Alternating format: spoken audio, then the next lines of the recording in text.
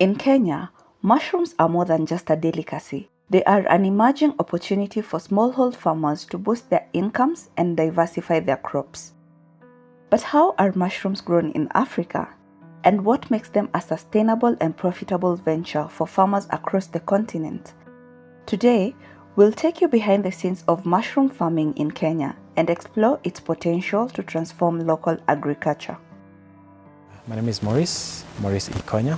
I'm a mushroom farmer based in Kiambu town, Kiambu County. We do various types of mushrooms. We do button, we do oyster, but at the moment we are doing a production for white oyster variety. There's a wide variety of mushrooms to grow, each with its own requirements. Oyster mushrooms are often recommended for beginners because they are resilient and relatively easy to grow, while shiitakes and lion's mane may need more specific conditions. There are various types of mushrooms to grow. We have oyster, we have button, we have shiitake, we have ganodama, we have lion's mane, we have maitake. So those are the various ones, but the popular are two types, that is button and oyster mushroom.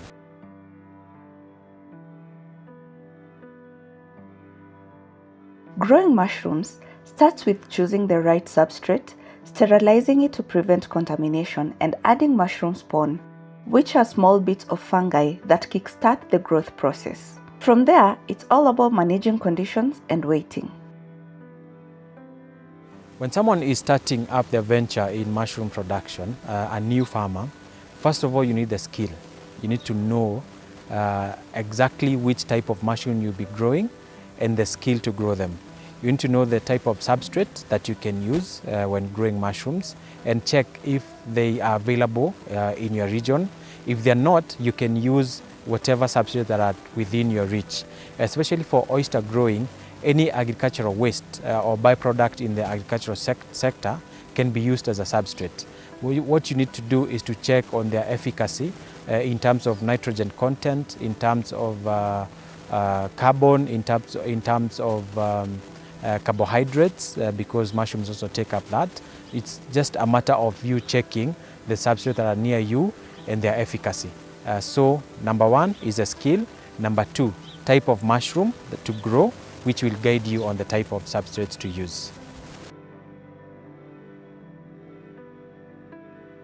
Mushroom farming is unique because mushrooms have completely different growing requirements. Unlike crops that need sunlight, soil and space to grow, mushrooms thrive in dark, cool and humid environments, often in confined spaces. My preferred substrate is wheat straw for button mushroom and bagasse. Bagasse is a byproduct of the sugar industry, so it's called the sugarcane bagasse. Both of them can also be used in oyster mushroom. For oyster, you can also do cotton husk, you can do rice husk, you can do rice straw, you can do bean stovers, maize cobs. There's a lot of them. Even banana leaves can be used to produce oyster mushroom. The substrate is one of the most critical elements in mushroom farming since it acts as the soil that mushrooms use for nourishment. Because mushrooms don't have roots and don't rely on sunlight, they draw all their nutrients from this substrate. Preparing the substrate involves breaking it down and sometimes pasteurizing or sterilizing it to eliminate any competing organisms like mold and bacteria.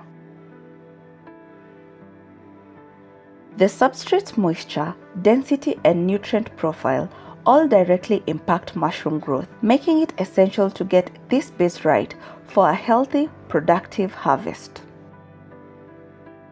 For you to make the substrate ready, you need to, first of all, make sure you have all the raw materials ready. If you're mixing your substrates, make sure all of them are available at your location. When you have them, the first thing you need to do is to pasteurize them. You can do two types of pasteurization. You can either do cold pasteurization, hot pasteurization, or you can do both of them. So with cold pasteurization, you need post-calcium, which is hydrated lime, and you can use it to pasteurize your substrate. After that, you can bag your substrate, and after bagging the substrate, you can steam it, which is the second part of pasteurization, which is heat pasteurization. So You need to mix your substrate well if you're using various of them. For us, we are using cotton husk together with sugarcane bagasse, sawdust, agricultural lime, and agricultural gypsum. Mushroom farming comes with several unique challenges that new growers should be prepared for. From keeping contamination at bay to monitoring humidity and temperature levels, newcomers need to invest time in learning mushroom biology, growing techniques, and troubleshooting issues specific to fungi. One of the biggest challenges is contamination when growing mushroom. There's a lot of competition with the substrate when it comes now to mushroom growing. There's a mold everywhere, naturally occurring in the environment, and it can attack your substrate, and once it attacks, it will take very short time for it to colonize and overtake the mycelium, your mushroom mycelium. So that is the biggest challenge when it comes now to the production of mushroom. The other one will be the conditions. If you're not able to meet the conditions, maybe the temperatures or even the CO2 when it is required, or the oxygen, we call it the fresh air exchange, FAE. When it is not adequate, then your mushrooms will have challenge to producing. You'll have a challenge producing mushrooms. While mushrooms are often celebrated for their nutritional benefits and culinary versatility, they are also susceptible to a variety of threats that can compromise their growth and quality. Understanding and managing pests and diseases is crucial for achieving a successful harvest. Pests that attack our mushrooms mostly are rodents, rats, and also slugs and flies. We have fruit flies that might get inside your grow house, and once they lay eggs there, they'll hatch into larvae, and then the larvae will start now eating up the mushroom. So how we handle that is proper pasteurization. For you to have a crop that is not infected by pest, first of all, to avoid the rodents, you seal up your room completely such that they don't have an access route. Any ventilation should be covered using a net so that rodents do not get inside. Also, slugs will have a hard time getting inside if your ventilation are well sealed. In the event rats get into your house, they'll start eating the spawn. Once it eats up the spawn, there is no mycelium that is going to form inside the bag.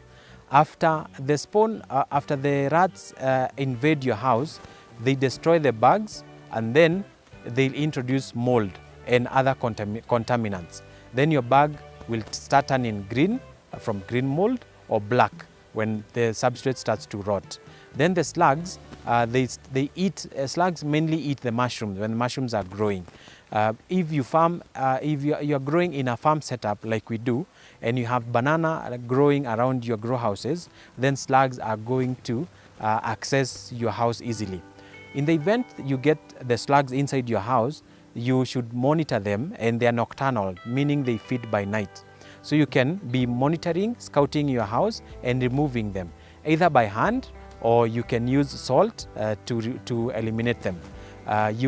Some people, I've been seeing some farmers spreading salt around their houses such that the slugs do not access their houses.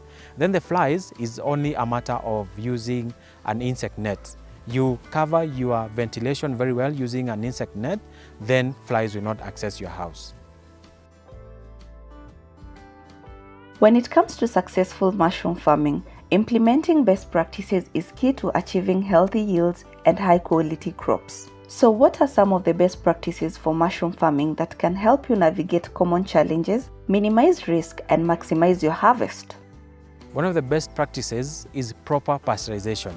Whenever you're growing mushrooms, be it oyster, be it button or shiitake, the substrate needs to be pasteurized very well, and the water that you're using needs to be clean.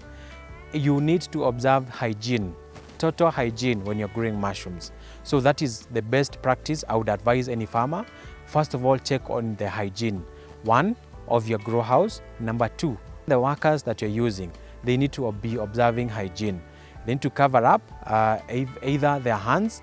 After the substrate is pasteurized, you do not need to touch or come into contact with the substrate with bare hands. If you must touch the substrate, then your hands has to be very clean, and they can sterilize using a sanitizer or methylated spirit. So hygiene is one thing to check out when it comes to mushroom farming. Choosing the right location for your mushroom farm is essential to ensure healthy growth and maximize yield. Accessibility is a crucial aspect of a successful mushroom farming venture. Before you grow your mushroom, when it comes now to location, it is good for a farmer to produce nearer the market, because mushrooms are perishable, they are highly perishable, so you need to harvest them, and in under 2 hours they're already in the market. You don't want them taking too long. Maybe you are farming from upcountry and you want to sell them in the town centers. If it takes more than 3 hours, maybe in transit, in public means, maybe you don't have a chiller, then your mushrooms are going to spoil. Finding a market for your mushrooms is essential for the success of your farm. Engaging with your community and creating relationships with local businesses can be particularly beneficial in fostering long-term success for your mushroom farm.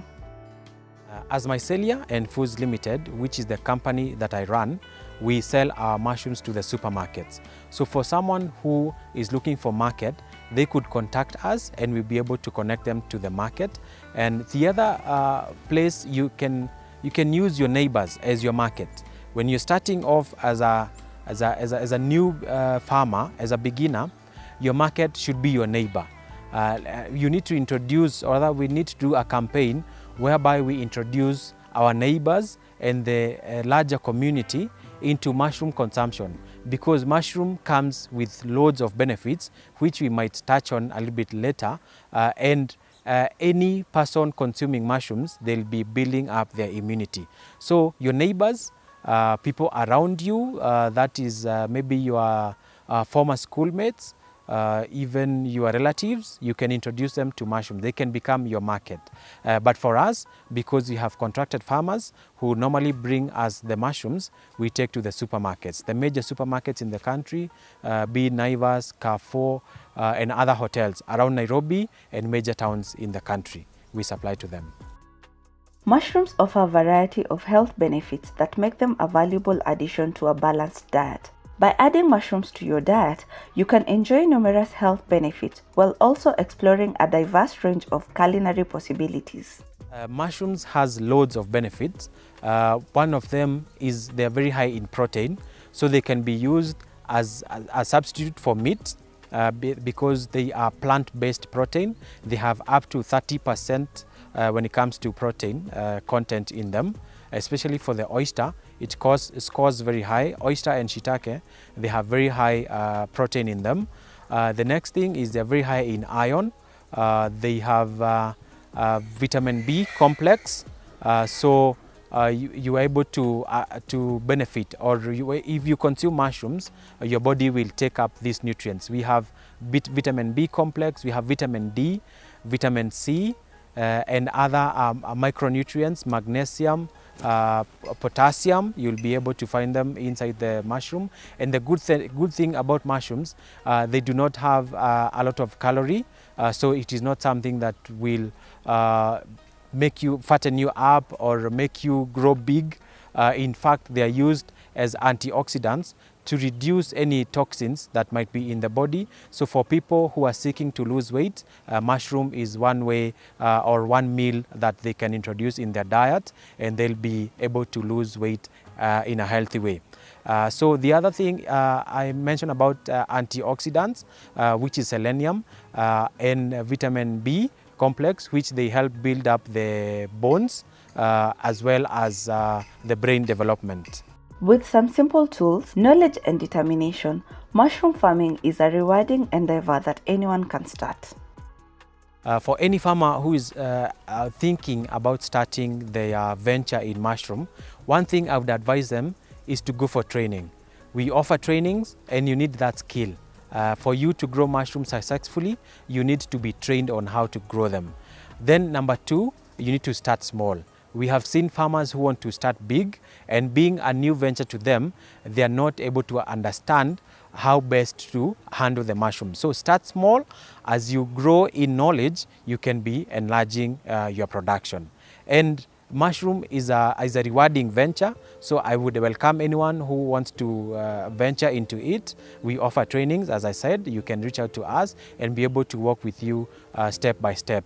And then the good thing of partnering with us is because we will offer you direct market. Your mushrooms, you will not lack market for them.